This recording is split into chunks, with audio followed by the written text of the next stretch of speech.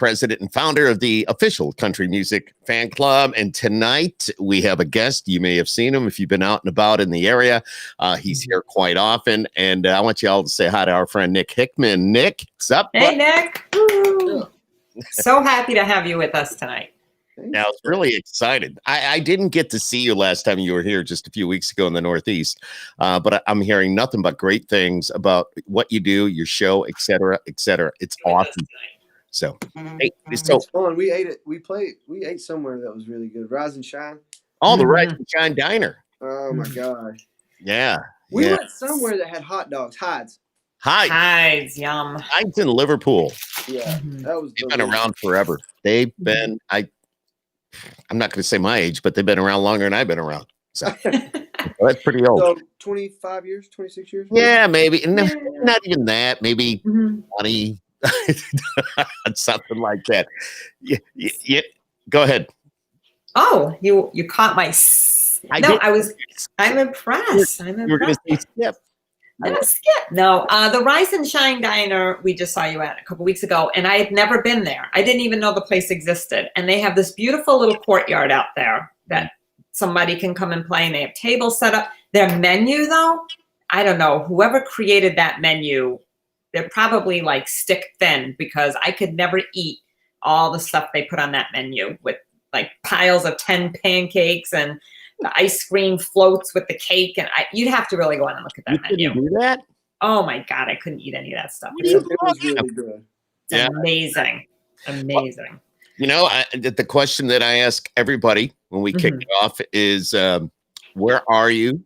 And describe your surroundings, Nick Hickman. Well, I'm in my studio.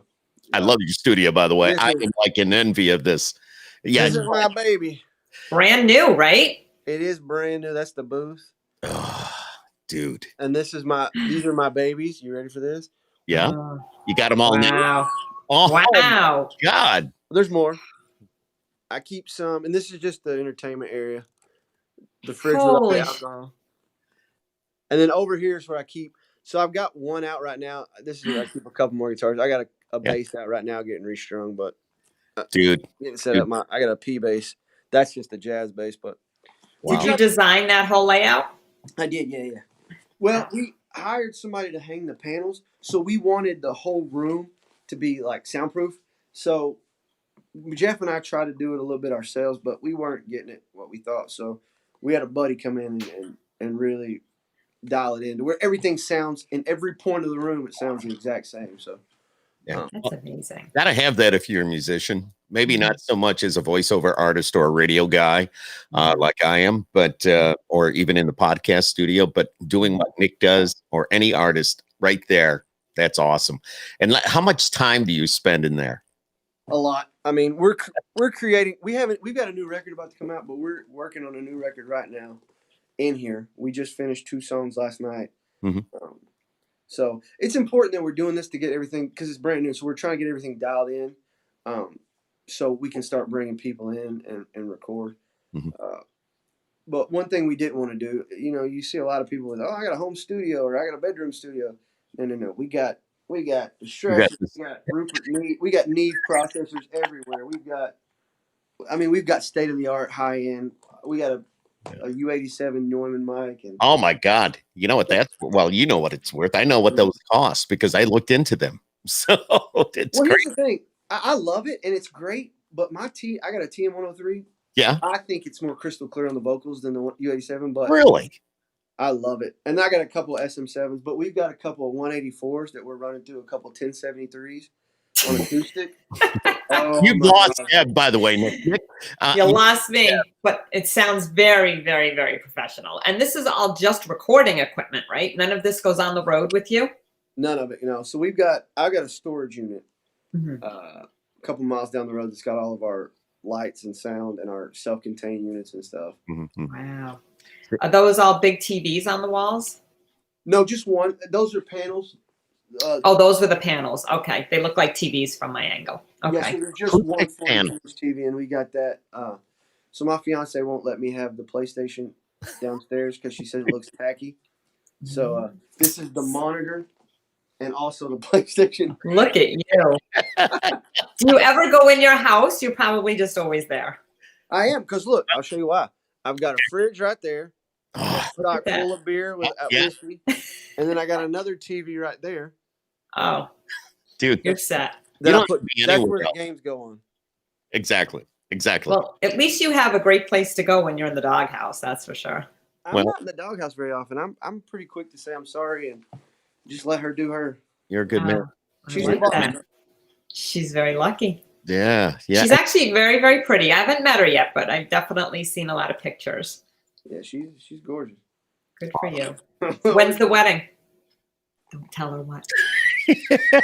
She'll tell me and I'll be there, I reckon. Okay. Well, there you go. Probably. Let's talk about you and your music and all. As I mentioned, you've been here a few times and quite a few times. You put on a great show and all that. But let's have a little history about Nick Hickman. When did you start playing music and how did you get to where you are today? Well, like the I know start of the journey, huh? Okay. Well, I'll sum it up quick. I started about 10, 12 years ago. I just kind of wound up doing worship music and Christian music. One of those things where we were in a group and we were just meeting Thursdays for a small group and we were just trying to play some music. I was playing guitar and they're like, hey, just play for us. Let's do some worship songs. And then that led to, okay, why don't you lead worship on Sundays? And so that kind of got me into like the job aspect of music. And then eventually a bunch of stuff happened and moved back home. And now I came here. I've been doing country music for about, I'd say 3 or 4 years. That's cool. So where's home? Or were you just going to ask that? I was just going to ask that. We think so much alike. We do. We really do. Well, that's a tough thing to say. I would have to determine, because here's why. I spent the first 13 years of my life in Rome, Georgia. Then I spent the next probably 13, 14 years of my life before I moved to Nashville in Oakdale, Harriman, Tennessee area. So I lived in Oakdale and went to Harriman. So it's kind of hard to say. I guess that's home because my family still lives in Oakdale. Mm-hmm. There you go. And that's what we're calling the new record. It's called Oakdale. So I guess let's just say Oakdale. I love it. I'm bringing it all home. Mm-hmm. If you're going to name the new record that's cool. Bringing it all home. Mm-hmm. Awesome. Tell us about songwriting a little bit. Man, I don't know that I ever really appreciated songwriting as much as I do right now. Mm-hmm. So the last record we just put out and the new record we're about to put out, I've gotten past the I want to cut other people's songs to the point where I want to write what's real to me. Mm-hmm. I want to write about things that have happened and so this whole new record, we're about to release a record with 6 songs on it. 4 of the songs were written by me and Jeff, the guitars. The other 2 were written by just me. So we didn't bring in a bunch of people. We didn't do a whole lot of stuff. We wanted to, and that's not to say other people can't write. That's just me saying we wanted to challenge ourselves, Mm-hmm. write the best we could, and just see what happens. Be real and vulnerable. And man, this music is Phenomenal, I bet. It's good. It's on fire.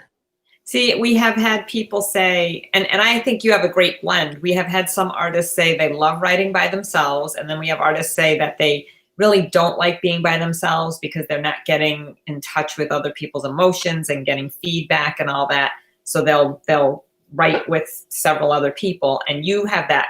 You're blending. You have some songs by yourself, and then you have a co-writer, so you are getting some of other people's viewpoints and feedback and recommendations and all that. So you have the best of both worlds. Oh. You don't have to write with 5 people. Exactly. And now I won't write with more than 3. I don't like writing with more than 2, honestly, but I'll do 3 every now and again. And it changes as you get stifled creatively. Sometimes you need to bring in a different mindset or a different melody person that is good at a certain melody and a certain tag. Or maybe you need to bring in somebody that's got good rhythm. Maybe can play you a cool lick and you can write on top. I mean, there's so many different ways to write. And as creativity gets stifled, sometimes you go that route or this route. But this record, we wanted to make sure that, it was us. Just us, period. We did it all.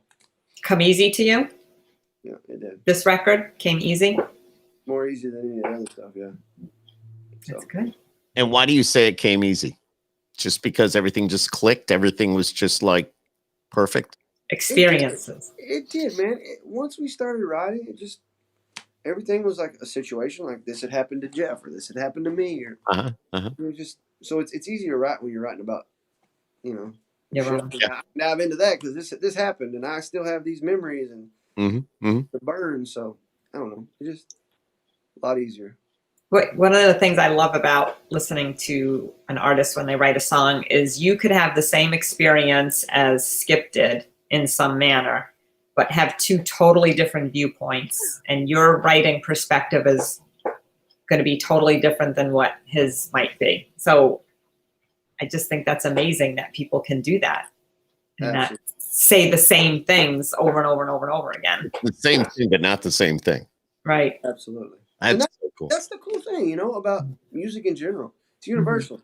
It speaks different languages. It hits ears different, hearts different. Like it's awesome. How has all this quarantine stuff been to you? Has it helped you, or has it put a damper on what you're doing? How how has it been? God, these are great questions.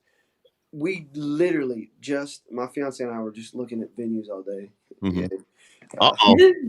I know the date's going to come out before the end of this podcast. Wait a minute, you got a venue?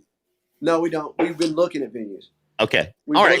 Okay. We've looked at 9 so far. I love them, but it's just her thing. It's her dream day. I'm just along for the ride. I mean, you're just the guy. You are so laid back. I love it. I know. It just, you know, it is what it is. But let's talk about the quarantine. So we were talking about that, and I think quarantine has made me do things that I needed to do that I wouldn't take a step back from pre-COVID. Because for me, pre-COVID, all I wanted to do was get on the road, get in front of as many people as we can. Let's play a show. Let's make our show better. Let's get new music done. But quarantine has made me build a studio. Bam. I've had the dream of doing it. You know, I've had the the resources, the things that I needed to do it. I had, you know, from playing all these shows. You know, people are like, it's not people. How do you have this? Well, dude, I played 200 shows. I busted my rear end so I could have either money to reinvest into my career or money to all of it's to reinvest. But which ways? Do I allocate it here? Do I put it over yonder? Where do I put it? So quarantine made Nick, hey, slow down, stop. You're not gonna play for a few months. Now really assess how you want to attack things. So I've been able to meet with Randy, my manager, a little bit more. We've put together some like incredible things that we think are going to really, really work for us. You know, because I've never been a guy that's like, okay, I want a pub deal or I want a record deal or I want this. I do want a record deal, but we've never attacked anybody. I've been around 3 years. Never approached a label. I've never reached out to anyone. I've never contacted a pub company. Why? Because I wasn't ready. I wanted to make sure that by the time we got in front of these people, by the time we were ready to go, that this product was ready. Like there wasn't any artist development that needed to happen. The image was there. The songs were there. The voice was there. I wanted everything to fire on all cylinders. Well, quarantine gave me a chance to take a step back and reassess everything. The whole situation. Where are we at? Where are we going?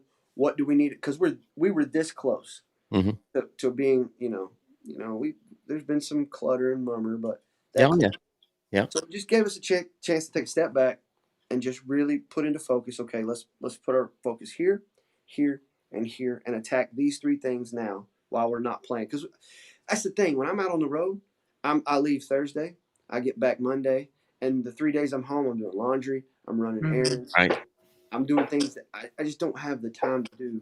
Like a meeting, I'll write. I just don't have a lot of time. So not being on the road, I've got nothing but time right now. Which is a good thing. That's I think my favorite quarantine story, believe it or not. A complete reassessment of where you are, what you're doing, what your goals are, where your business is going. It made you slow down, made you take a second look at where your life is at that point. But it was just presented. It was just, just even building the studio, like you said, that's a dream you've had. And if pre-COVID, if you kept on the path you were going, you might not have done that studio for another 5 years. If that. Right? Yeah. So to me, we all know that story. It's always been gung ho, go, go, go. I know what the end deal is. I know where we're gonna be, but sometimes you get so tunnel vision that you don't think, okay, there are some other things that could happen or you could do to help the process. Nothing about having a studio hurts me being where I want to be in 2 years. I'm gonna be there. Mark my words. But this doesn't hurt to invest in a studio. It'll help me in the future. I can record on my laptop.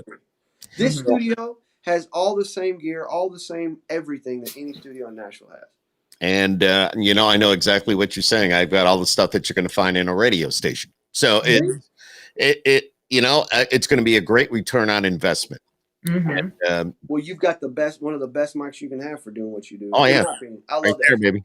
Yep, I get two of these and two of the Stealth Aston. So I mean, it all works out. And I use with the VO stuff. I got a nice Sennheiser. Is it 914? I don't know. I paid about $1,000 for it. But anyways, it's I know. Well, I mean, look what you were talking about before. Well, I will say this: if there's one thing I've learned, you always hear it from your parents. You get what you pay for. Exactly. It's true. It's true. So true. So true. If it's expensive for a reason. True. Very true. Pay the extra money and quit being a cheapskate. Well, and it'll last, which is nice. And you might as well get it while it'll last. So now about your studio, you mentioned before we went live how you have the option of bringing in other artists who may want to record, and you've actually set up a room for them where they could stay, which I think is a great idea. Okay, but I set up a room for them to stay. My fiance designed a guest room because we've got a couple of spare bedrooms in the house. So she designed one, made it really nice. Nightstands and a bed and artwork and paintings and dressers and a TV. And it's got its own bathroom. So it's nice that if people want to come in that aren't in Nashville, maybe my hometown or right. Hey man, I got a place for you to crash because Nashville's expensive. Yeah, we know that. So maybe we'll have to Airbnb at your place sometime. You can stay for free. My fiance loves to host. She'll host. How far are you from downtown? 12 to 15 minutes. That's traffic. Yeah. Well, traffic's a big deal now in Nashville. So never used to be, but now it's a big deal. Miserable. Yeah, but it's still a great city nonetheless. Always a lot of fun, a lot of great artists, all the different genres. Just it's fun to see everybody in their own world doing their own thing, and I love the city. So I wouldn't live anywhere else. I mean, I'll own property other places eventually, but this will be my home for the rest of my life. Now, you frequently played at Old Red. So are they open now or not? They're open, yeah. Are you playing there or not? Yeah, we are. Oh, good. Yeah, okay. Nice. Well, I'll be down in November, so I'll have to check your schedule. I honestly feel like I'm just an employee of theirs more so than You are there a lot. Well, it's nothing wrong with having a steady gig. No, that's great. They've been so amazing to me. You don't understand how great I've played up and down Broadway for the last 3 years. You don't understand how good they are to people. If you're just kind to them and you do your job well, they're so nice. They're accommodating. They're friendly. They're well trained. Oh, good. Like it's just I've been in a lot of bars and you don't always see that, and so sometimes you just click and they're like literally like family to me. So. Well, we knew Beth Ann would pop on here. Beth is watching. Have to give her a shout out. So and of course Cindy's there and Roberta as well. Some of your fans from the area, so they're all watching this tonight. But Cindy's such a sweetheart, man. So cool, cool. I got to get out and meet all your fans. I mean, I do have to go to a show here once. So next time you're up and we're not on quarantine, or I can get out of the house, you got it. I'll be there. And we'll be back up soon. We're working on some stuff. We'll know more about New Year's soon. So yeah. So I mean, the rumor is you're going to be in the area on New Year's. You are talking about playing at the casino. I mean, it's still a little bit of time between now and then, but just everybody keep an eye on probably your your website, your Facebook, and just keep an eye on that. You know what's going on with Turning Stone with the Tin Rooster and all that. So I will, and that's the problem nowadays. Like I can't. People are so mad. They're like, "Well, your website doesn't say you're playing," and I played. I'm like, "Here's the problem. Nowadays, venues will not confirm with you outside of a week or two in advance because it could change. You could be set back. Like a venue, we've had venues book us, and then a week before be like, "Hey, by the way, we've just dropped back to phase 3. We can only have 25%. Have to cancel the show." I know, and you can't say anything, do anything. It's just out of everybody's control. It's out of your control, and it's frustrating. A lot of people don't understand. Nick, you're absolutely right on that. It's just like they think, oh, we're good to go, but no, you're right. The venues will a week out just because whatever's going on, they may have to make a change. So what phase are we in? Are we like a phase number in New York? I've lost track. Because I hear about all these other states that could do things, and we're not allowed. We're trapped in our own state. We're not allowed to go anywhere. You're right. We are. I mean, if we do go somewhere, you have to, there's 35, 36 states on this New York travel advisory list. I know Virginia just came off, so I could probably go see my daughter, but North Carolina, I know, is on there. And just if we go there, and that's why I had to be work from home for 14 days because even though I tested negative, immediately when I got back, I went out and got tested. And I knew there wouldn't be a problem, but I did it for everybody's just sake of doing it. And it was all negative. My family was negative. We're all good, but still I had a quarantine for 14 days, regardless. So I'll tell you a true story that's kind of cool to your area. I swore I'd never get a COVID test. I swore if I ever got it, I'd just stay at home for a couple of weeks and quarantine myself. But I had to get one in Syracuse. You did? Yeah, while I was up there, I got one. Well, my fiance and I went to Punta Cana in the Dominican Republic. Oh, yeah. We had it for a year. We booked it last year. But COVID forced it back to 2 weeks ago. Oh, wow. So they messaged us while I'm in New York saying, we need a test from you guys, a COVID test showing negative within 5 days of you leaving. And I'm like, oh, dear. So Dominican Republic requested that? Yeah. Well, our all-inclusive resort. Yeah, that's what I mean. Wow, I'm surprised. There's they all have their own rules, but I guess I didn't know after you left that they would ask you to do that. You talk about like safety. As soon as you get there, they're spraying your shoes and wiping them down. They're putting stuff in your hands or like dousing you and stuff. They don't play. Good. How about the flights from here to there? I mean, or from where you are to there? I mean, did you have to wear the mask the whole time and all that? Yeah. Kind of figured. Yeah, we always had. I think there's no fans or buts about that, unless you're under the age of 2, obviously. Yeah. So yeah, we had to wear masks there and back, but I mean, it is what it is. It is. What can I do about it? I can't change. You cannot complain. So I just put the darn thing on and go. Yeah. Hey, oh my God. Well, I don't know. That's a long plane ride to be with a mask, but I suppose we don't have a choice. We just fall asleep and suck it up. Oh, you're sucking it up. You can suck it up. When you're crammed in like this and you're those seats sit straight up, so you're like, I know, and that's not a 45-minute flight. So no, it's a 3.5 hour. Exactly, with the mask on, and sitting like this. So don't put the table tray down and hit you in the gut. At least it does me. So, anyways, I'm getting there. Quarantine's getting me. Hey, let's talk about the guys that play with you a little bit. When you're out on the road and you got the full band, I mean, is it always the same bunch of guys, or you guys like family, or how's all this working? It is. So, well, I guess I'm kind of different than most. So I salary all my guys. Okay. So it's always usually the same guys. I've had the same drummer for about a year, and cool. My guitar player Jeff, who's the band lead, has been my best friend for years, and he's been with me for 2 years.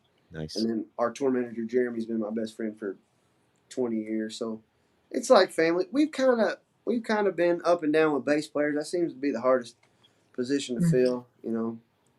Why is that? I don't know. Bass player. I don't know. Something to do with the bass or not?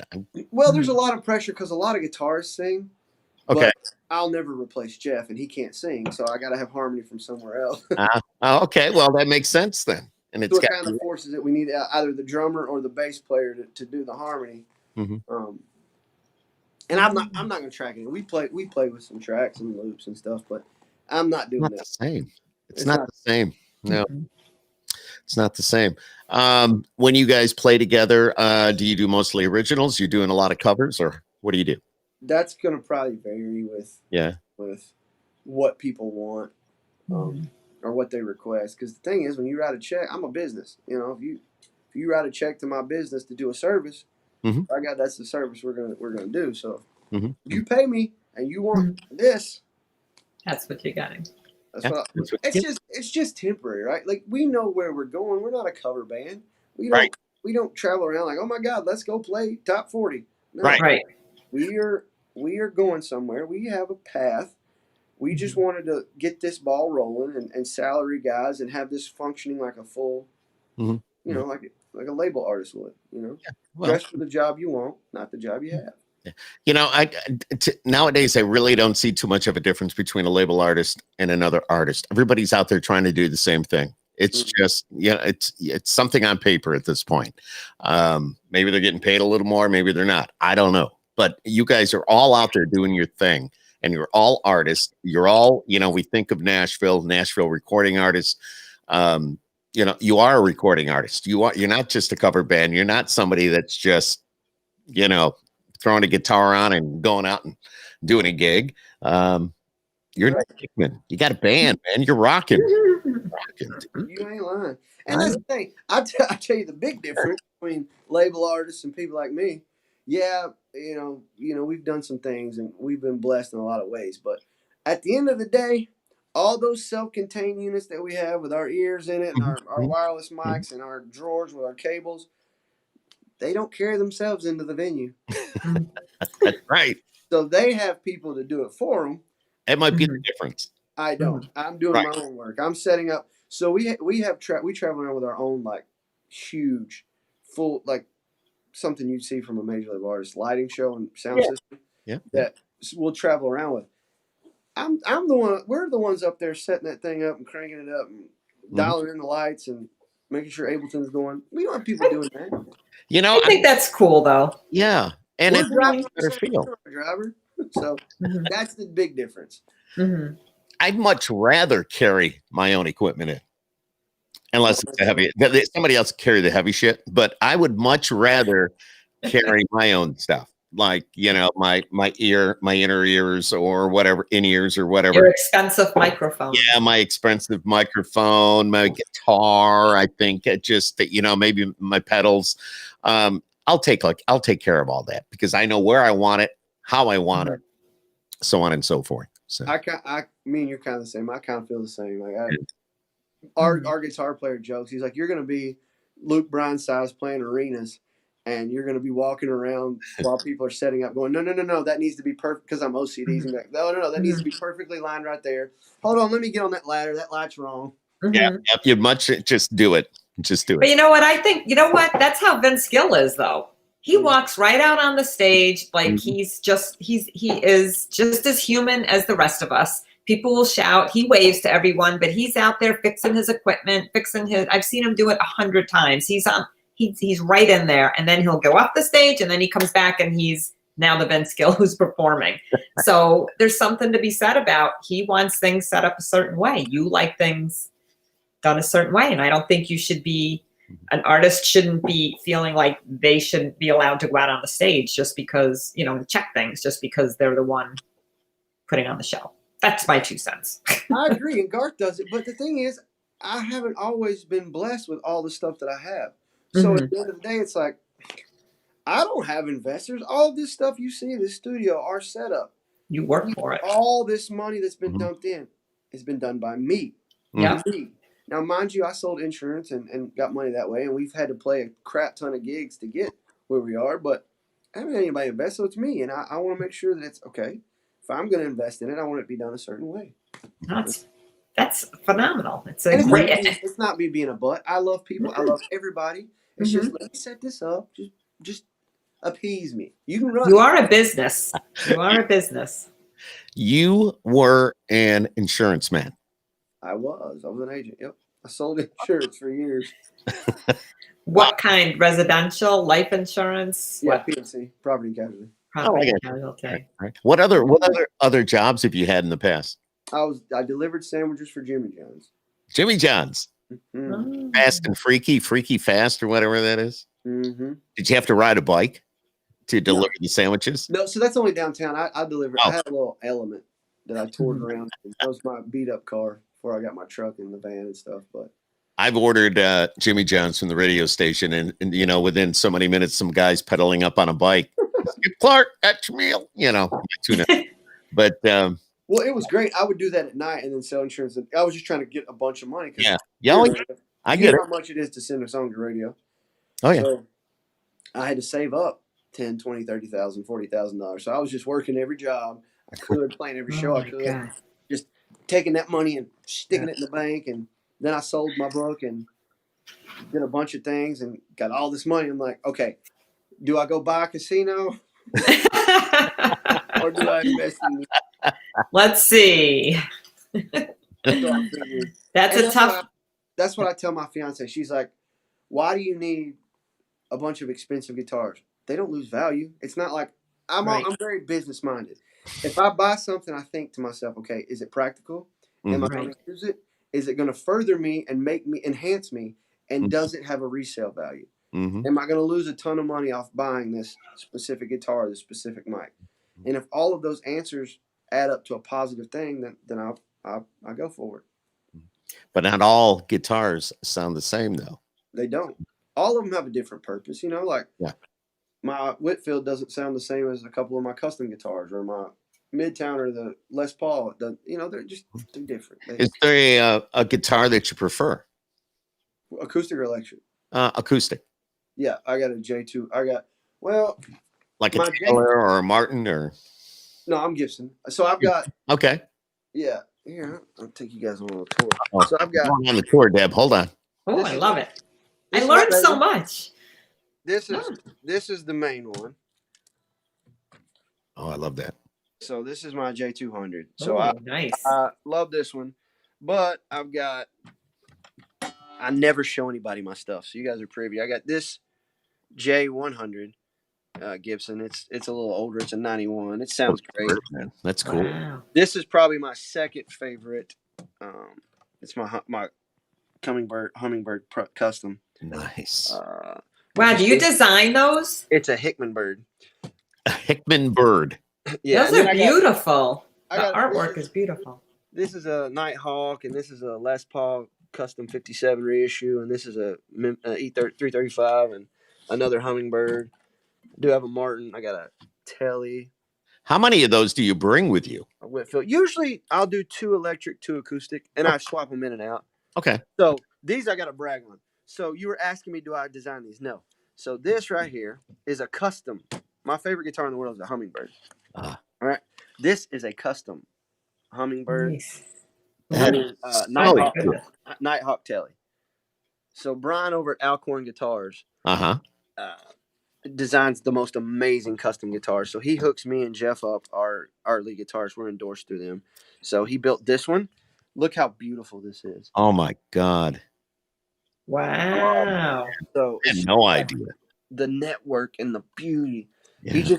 He's so detail oriented. And then we just got this one. So all the new music you're going to hear came off of this one that we recorded with last night. This is the newest custom he made for me. But oh my goodness. Oh, dude, that is awesome. So we just recorded 2 new songs last night with this. So that just amazes me that all of these guitars can sound so different and put out such a unique sound. Actually, it just I would, and then you have to sit there and learn. Well, over time, of course, you learn which one. Like, how do you know that you're going to go seek out a guitar and the kind of like you now have 10, 20 guitars sitting there, so. Now you might want to go buy another guitar. Like, how do you know what to get? I mean, it's not like we're buying shoes here. It's like, I don't need another one now. I've got 18, and they all will handle what I need. So some guitars are singer coil, some have different pickups, some have different, it's just how it's set up, how they react, how the pickups go. It's all about the amps too. Like I have a Bad Cat, a Dr. Z, a Buddha, a Fender Blues Deluxe, an Orange, and then I've got an AC-15. So I've got a bunch of different amps. So and I probably got 30, 40 pedals. So it's all about the relationship between all of them. Like the different pedals are going to give you different sounds. Different amps are going to give you, do you want a thicker tone? Do you want more of a Nickelback growl, or do you want more of a chicken picking? Do you want a Strat? Do you want a Telly? Like, so it kind of varies, but it's just kind of knowing. Most guitarists that are worth their salt know whether or not, okay, well, this song, I hear it's probably going to call for a Strat. I'll run it through a Blues Deluxe.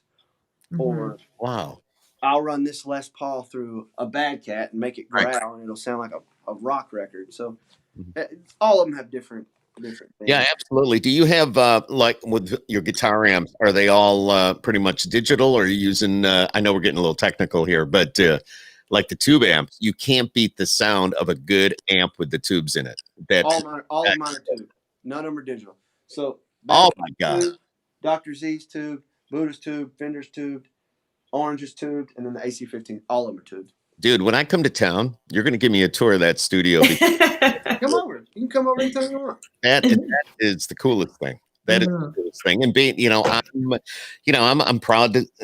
I will admit, I'm a geek. I'm a radio guy. I love doing what I do. I've got some of the good stuff here, and I know where you're coming from. We can relate on that. I know. That's what I love. Yes. Let me. Kindred. Yes, we are. Let me ask.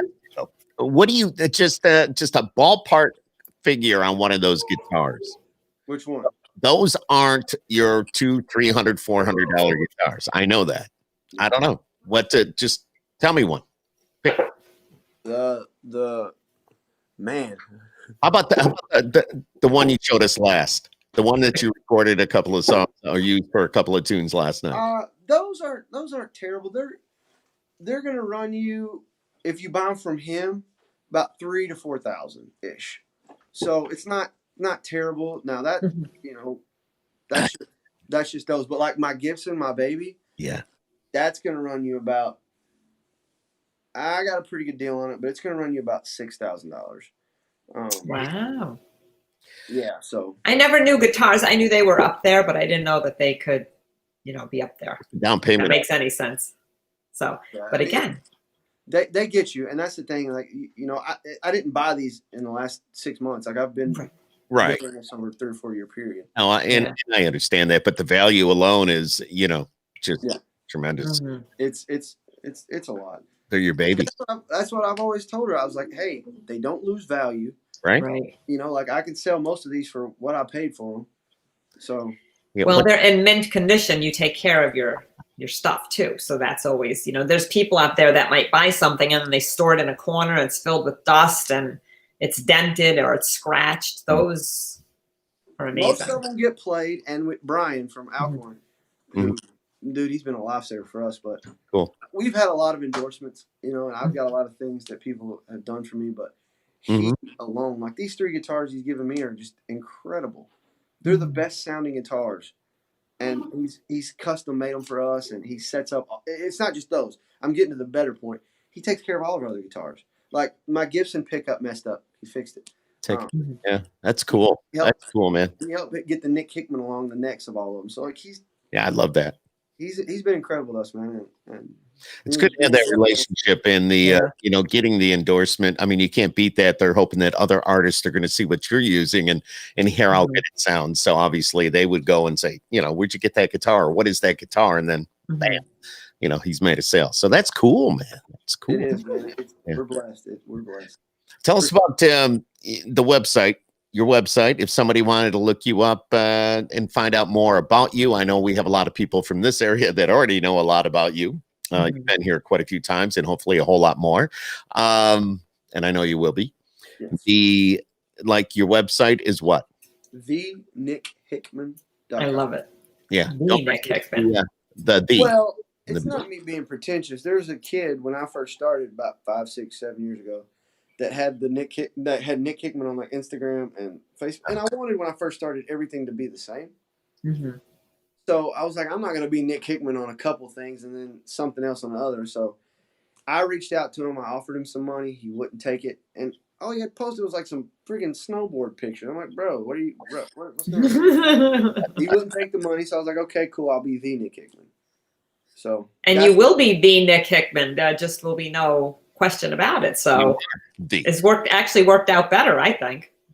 Well, it worked out that my parents named me a redneck name. Well, a name like Hickman, Nick Hickman. Nick Hickman. Like it just. Is Nick your first full name? It's Nicholas, but yeah. Oh, so where does the Sean come in? That's my middle name. Oh, okay. He only gets called Sean when his fiance's either pissed at him or mom or dad or somebody's yelling. Mm-hmm. Nicholas Sean Hickman, yeah. Nicholas Sean Hickman. Mm-hmm. But the problem is the reason that all came about is people weren't doing the music thing, so right. I was like, stop trying to. I hear you. Add me as a friend and go like my music page. So that's why I switched the name on it too. So if they go to the website, thenickhickman.com, they can find your music. They'll get news on where you are. Yep. Hopefully. I know we're in a period right now where things are changing day by day, but also just a little bio and all that good stuff that you're going to find on the website. We urge people to read about you. We want people to look you up, and we want people to come out and see you. I know just your fans I'm looking at some of the comments here that they want to see you a whole lot more. I know Beth Ann, Beth just, like. Are you able to play regularly while you're home there, or is it just hit and miss? Do you have a schedule? I mean, I know you're a frequent old red a lot, but. Yeah, we play. We've been playing a little bit here and there. It just all depends. Certain states, the restrictions are a little bit different than other states, so it's hit or miss. And a lot of people will wait a week or two to commit because you never know. All right, well, next week we had a spike and they're going to bring us back down to this phase or this level or this capacity. So instead of canceling a show, they'll just wait to book it until about a week or two out. So then it's so it's just. Right now, it's a crap show. Yeah. If I play, I play. We're focused on this new record. We just shot a bunch of music videos. This new record is. I know a lot of people say, "Well, I love my music. It's good. We've done a good job." But I think the thing for me is I've always looked at this as a business. My business is making this business better, making me transcend, give people something that they can't get anywhere else, and growing. And I think that this record will show growth.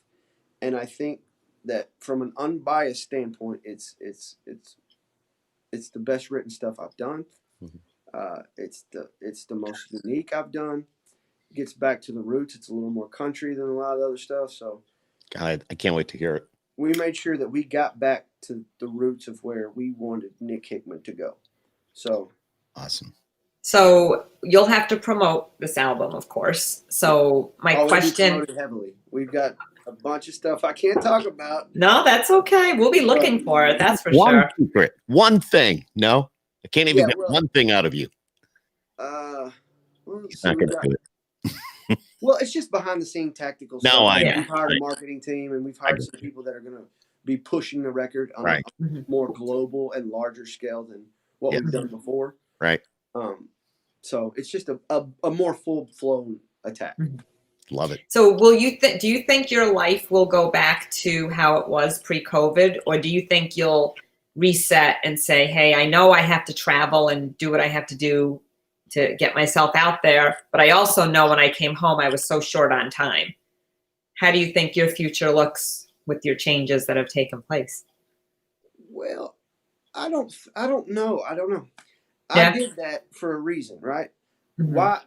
Your parents probably, you guys. You worked real hard for retirement and to get to the point where you don't have to work hard anymore. Right. I put in 5 to 10 years of just grinding work so I can play 50 shows a year, 60 shows a year. So the goal was to never play 200 or plus shows every year. Right. That's just where we're at. I needed to do it to make the money to salary my guys and to pay our sources and to fund this business and also to have money to do things. So I needed to do that. And that's not the goal for the future. That's just a temporary goal. Like work real hard, because people don't know how much work it actually is to do. Mm-mm.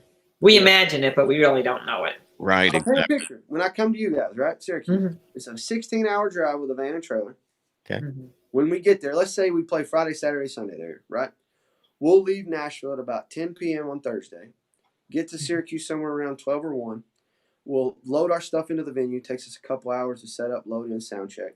Usually be done around 3 or 4. Go back to the hotel, shower, check in, change, go eat dinner, then come back to the venue and play for 3 or 4 hours. Shake hands, say hello, pack up, another couple hours. Then maybe we get 6 hours of sleep before we wake up and do the exact same thing the next day, every day. It's crazy. So that's what I mean. It's really kind of, even though it's temporary, it's still a tough life. That part of it is very tough on you. And especially knowing that you're going to be married. Now, maybe your fiance can come with you at times, but if she's working and she can't, you guys, it's like you're going to want to be home. She'll want to see you. That whole scheduling thing becomes just a whole nother challenge in life. So, but when you love what you do, you love what, there you go. He's got it right. Just go for it. Yeah. So to answer your question in a long roundabout way, yeah, maybe we play a bunch of shows next year, or maybe we don't. I don't know. You don't know. You don't I know. think the new music and the new plan will dictate us which direction we need to go. Yeah. Yeah. No, we're looking forward to that. Absolutely. And that's the way it should be. It's going to dictate which way you go. So I agree. And we want the best for you. And we expect to see you on that big stage. And you've got the talent, you've got the fans, and your fan base is growing every day. We're so glad that you joined us here. I know exactly. And I'm so glad that Deb made the contact to have you on Skip Happens tonight, and along with the Country Music Fan Club, which is, we're live on YouTube, Facebook, and the Country Music Fan Club page right now. So it's pretty cool. Before we let you go, though, I said I was going to ask some questions. Let's do it. Are you ready? I'm ready. So I mention this all the time. Before each and every podcast, I put together a list of 25 questions. Perfect. And I ask the guest to pick a number between 1 and 25, and I will ask the question that corresponds with that number. Okay. So go ahead, between 1 and 25. 18. 18. What's the scariest thing you've ever done for fun? Yeah. When you ask these questions, I always try to think of myself, put myself in those shoes, and sometimes, like this one, has me stumped.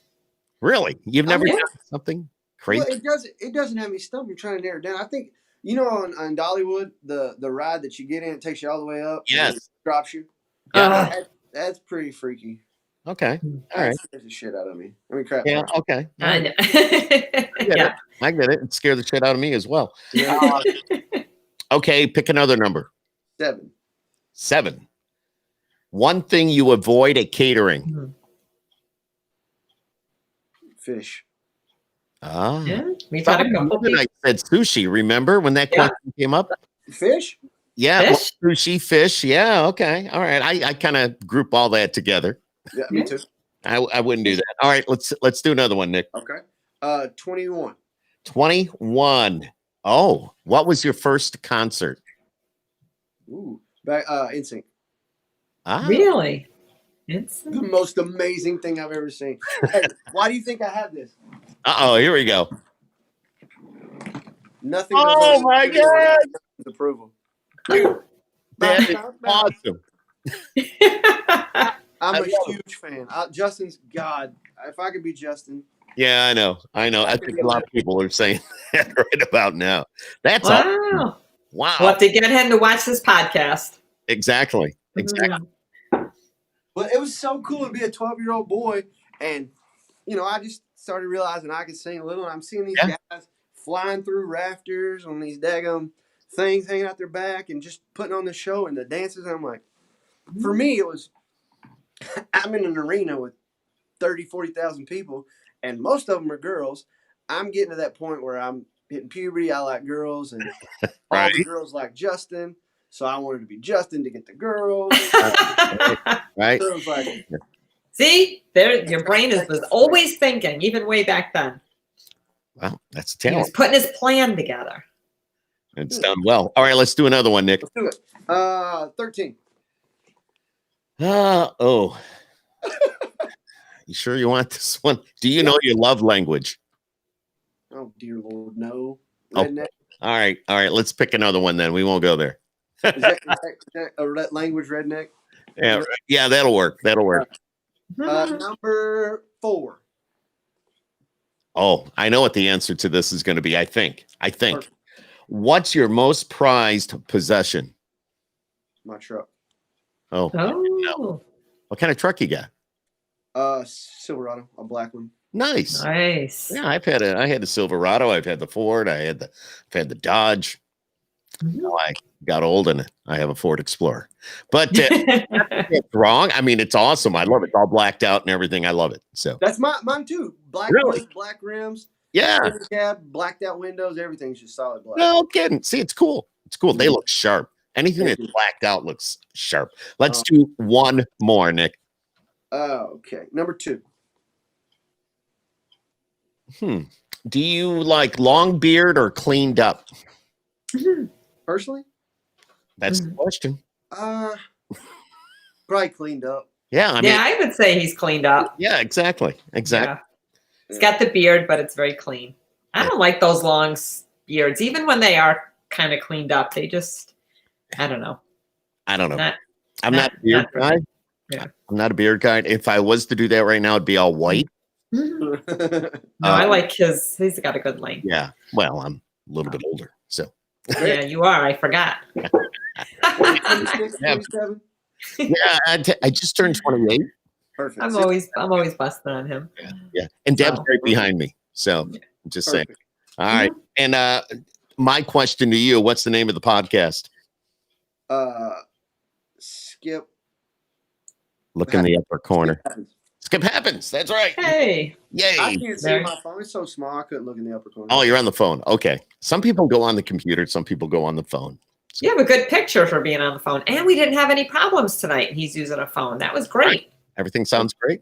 Well, we've set up a separate Wi-Fi in the studio, so it's literally like 5 people. Perfect. That's probably what it is. Just remember this. If you do this again with somebody, and I'm sure you will be, that you're in a perfect spot for that. So. Well, I need to figure out what you're doing, Skip. I bought an A6400, a Sony, and I got a Sigma 24 1/4 lens. It's like movie quality, but trying to get it from the thing to the computer to the phone, plus also getting good quality audio, like maybe setting up an SM7 like you. I ain't figured it out. Well, I use anybody that's watching this that might be into doing a podcast or have a podcast, I have a Rodecaster Pro. That's what I'm using. I've got a lot of different. I can play crickets. I have a lot of hot buttons and. Okay. Yeah, but I think, aren't you just talking picture or are you talking? No, I'm going to get there. So then the Shure SM7Bs go into the Rodecaster. The Rodecaster goes into my Mac, or it could go into a PC. The program that we're using is called Be Live, and the camera that I'm using is plugged right into my computer. It's a Canon M50.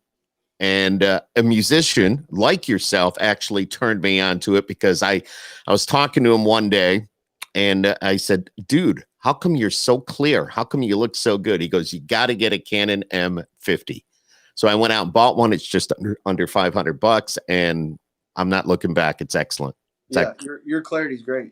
It is. So that's what I'm using. Yeah, that's what I'm using. And it's just everything works out great. And I also run I have a monitor that I'm actually looking at now. I could also look down at my computer, but I watch everything on a monitor that's right by the camera. So that's smart.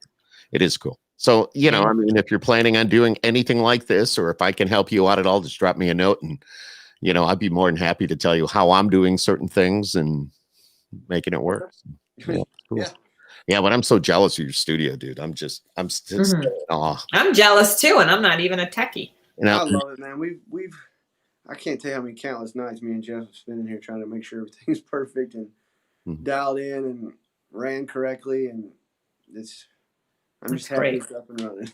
Do you let me ask you real quick with the studio, do you have any like corner wedges to the bass, what do they call those, bass traps? Do you have any of those in the corner?